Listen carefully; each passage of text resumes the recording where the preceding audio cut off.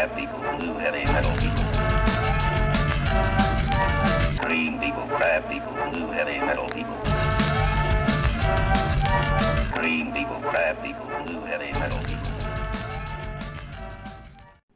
Hey there guys, this is Malorian, and this is going to be a game of Lunchmachine. So, me and a buddy both work at the same place, and we're both working over the holidays, so we said, hey, why don't we get together for one lunchtime? We could either go to McDonald's and stuff our faces, or we could just book a meeting room and play a game.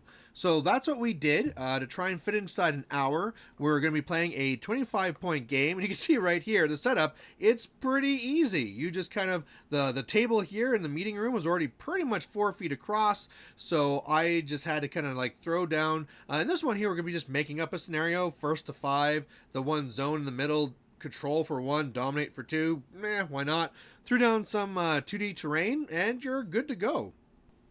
So here is us with things being deployed. I decided to play with Ashlynn. Haven't played her in a long time. Thought she'd be kind of fun at 25 points. And yeah, you know, one of the things I kind of changed here last second because, you know, before, instead of Blith and Bull, I had Ian and Holt to deal with a little bit more of armor punch. But I thought, let's have a little bit more fun. I instead of Ian and Holt, I put Blith and Bull in there. I always liked them. They're kind of cool. But yeah, now it turns out I'm going to be dealing with a little bit of armor because I'm up against Doomy3. Now, unfortunately, his stuff's not painted. This is also going to be his first game with Doomy3. But yeah, between him and the feet and Mog's there with the stone, that could be a little bit of an issue. And I'm starting to wish I had a little bit of Kiss Lilith here, but what are you going to do? So my main thoughts going into this is I might be able to do this by scenario depending how aggressive he is. If he does keep on just kind of like barely going into the zone, I can just push him with my bull and also the gun mages out of the zone. You know, even during his feet turn, I don't care that I can't hurt you. I'm just going to push you out of the zone and try and score again. Again, I don't, though, Ashlynn doesn't want to get that close to Mulg, especially when Doomy3's feet gives him boosted the hits. Gets pretty dangerous. I also, one of the tricks I normally like playing as well is I have admonition. So if he comes after me, I can always admonition away. But Doomy3 also has admonition. So if I admonition away, he can just admonition back to me. So that's going to be a little bit of an issue. Another thing I might go for as well, though, is the time. Because in this one here, we are going with only 30 minutes each, which is less than what we should have. So it's a little bit of speed machine at the same time. But yeah, I might have to go for the clock against him. To continue that thought, he can really hit Ashlynn really hard. But if my feet is up as well, he'll be using 5 dice to hit me, dropping the 2 highest, needing 10s, I believe, to hit if I'm by Rocinante. So his odds of hitting me aren't good, but if he does, he's going to freaking crank her. So really, really dangerous. Probably the only other thing to say is I have put my prey up onto the Axer, and what I'm probably going to do then is really try and focus on killing the Slag Troll first, hopefully getting it before the feet, then killing the Axer eventually, and the stone, and then really probably going more for assassination or scenario or clock, depending on how the situation progresses. Alright, let's get this game going. So I basically put 1 onto Rocinante, he runs up. I have Quicken go up onto the Forge Guards, so they're nice and quick, they go up. Admonition is on to Ashlynn right now. And yeah, Gun Mages are up, Bull's up, and it's really just like this now. So on his turn, he's really running up there. You can see Mulg is ready to get right into my face, daring me to go inside the zone. The Axer is over on one side, just towing into the zone. Meanwhile, you can see what he did here is that the Slag Troll went off on the right to try and use the forest to block a lot of the charges there from the Forge Guard onto him. Of course, I mean, with Quicken, they can go a long way, but they don't like the trees, and if they don't even have line of sight, they can't even do anything anyway. So, looking at this, he has not feeded. I still want to go for that Slag Troll, so what I'm probably going to do is, right now, he doesn't have Admonition on to Mulg. It's on Doomy3, but he always could just swap it over like we were talking about. but I think I can gamble it. I'm going to gamble it on my feet turn. So I'm going to come up, I'm going to pop feet, I'm going to gallows over the slag troll, and that's going to allow me to hit it with everything else, try and jam up Mulg, and then just try and survive, and then see what he has for me. So that's what I do. Ashlynn comes over, pops feet, does gallows, pulls him in 4 inches, which is enough. Then I charge in with Hawk, charge in with all the Forge Guard, kill them with the 3rd Forge Guard, so only those 3 models there are corroded, so that's nice. I got a beast off the board. He was really the ranged one that was going to be doing some big damage to Rocinante, so good to see him gone.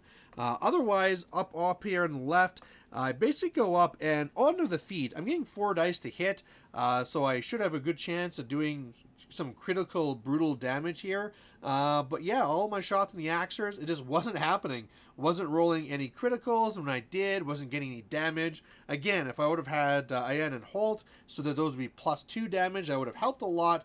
But all I did was a tiny little sprinkling. So if you're looking at this here, Mulg could come over, like you'd have to put Admonition first. So he could come over, trample over all my guys, get to me. I could Admonition, he'd Admonition. I get Defensive Strike with Rocinante, and then he could try going after Ashlynn, but again, with 5 dice, dropping the 2 highest, he has no initials, so he's needing to buy. I don't think he can do it. It's a calculated risk I'm taking, and we'll see if it works. So at the end of this then, he does pop feet here, but he does not go for Ashlynn. Basically, the Axer goes in, and he does a Thresher to all those gun mages there, but again, 4 dice trying to drop. I think he need 9s to hit there. I can't remember, but he misses a whole bunch, and yeah, just only kills 1 gun mage, so that's not too bad.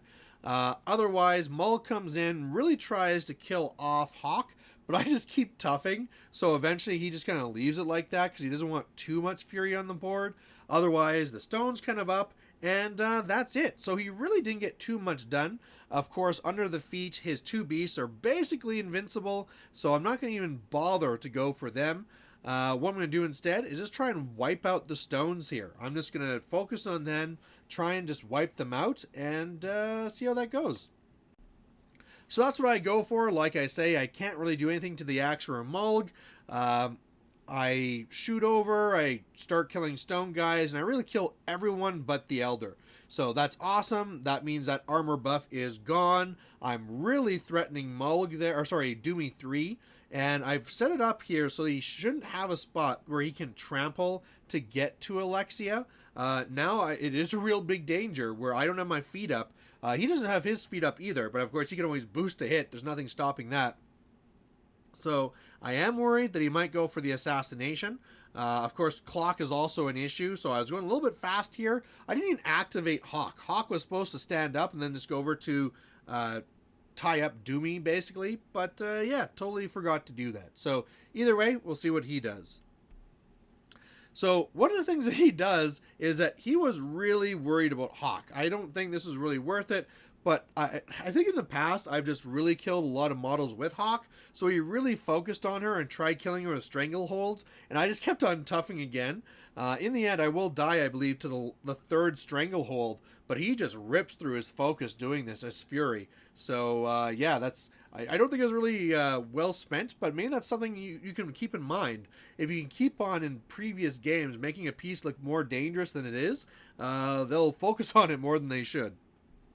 Otherwise, what happens is that the Axer and the Mulg go on a killing spree, kill a whole bunch of stuff around them, and then we're left with this situation here. So, you know, really as it looks here, I could maybe try and go for Mulg. I could try charging in there. If I take him out, it's probably over, but I don't think there's any need to. Mulg is actually full up. His only transfer target is the Axer, and so if I kill the Axer, only one of those Forge Guard are tied up.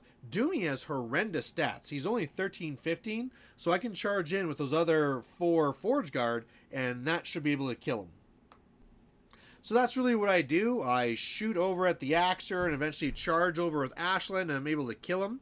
And then after that, my Forge Guard charge in. The first 2 actually miss, which got me worried, but then the 3rd one hits, makes him take a tough, and he fails and goes down. So there you go. There's Lunchmachine. Part of me said that this battle report wasn't worth making because, it's only 25 points, the stuff's not painted, it's his first time playing, some mistakes were made. But you know what? If nothing else, this really showed me, like some of the neat tricks that Ashlynn has. For Doomy, let me really see again that really, whenever you play against Doomy3 during the feat turn, the feat turn should be seen as jam and kill the stone, because that's really all you can do. And then after, going for Doomy3. Doomy3 is definitely the weak link. Only being 13-15 is horrendous stats. Really easy to kill. So really, something really learned from me here too. Plus, it shows you here, you can always play a game during lunch. I don't know what your situation is, how much time you get for lunch, if you have any other gamers in your area, but if you do, this is something you might want to look into. Just grab some cutout terrain and whatever you have and have some fun. So there you go, guys. Really quick one. Hopefully you guys like watching it, and I'll catch you later. Bye.